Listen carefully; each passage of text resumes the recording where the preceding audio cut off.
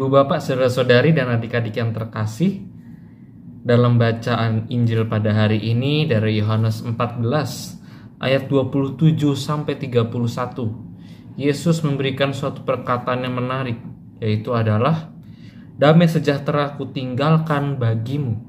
Damai sejahtera artinya seseorang mengalami suatu kedamaian yang dapat menenteramkan hatinya, yang dapat merasa dirinya dilindungi oleh Allah, di mana ada suatu kebahagiaan, damai sejahtera yang bisa membawa seseorang untuk selalu bersyukur, untuk tidak takut, tidak gentar, dan tidak gelisah dengan apa yang sedang dia hadapi, tetapi dengan mengandalkan Tuhan, dia merasakan suatu kenyamanan, suatu kepercayaan bahwa Tuhan akan senantiasa memberkatinya dan memberikan kedamaian dalam hidupnya.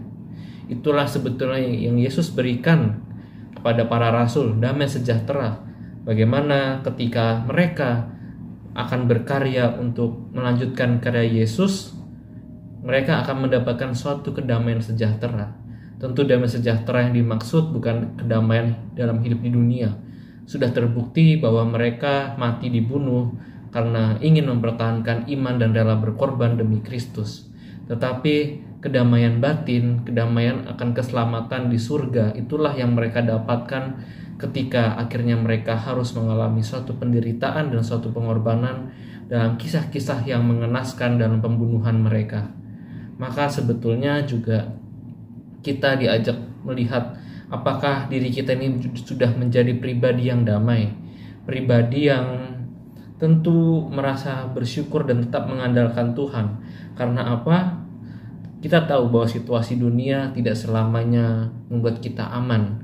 Situasi dunia juga terkadang membuat kita berjuang, membuat kita lelah, ataupun juga dengan situasi-situasi yang membuat kita merasa tidak baik-baik saja. Tetapi kalau kita sudah merasakan damai sejahtera dalam batin kita, percaya akan Tuhan yang senantiasa memberkati kita, disitulah kita sudah menjadi pribadi yang tenang, yang sesungguhnya, pribadi yang sebetulnya tetap merasakan kasih Allah di balik perjuangan hidup kita.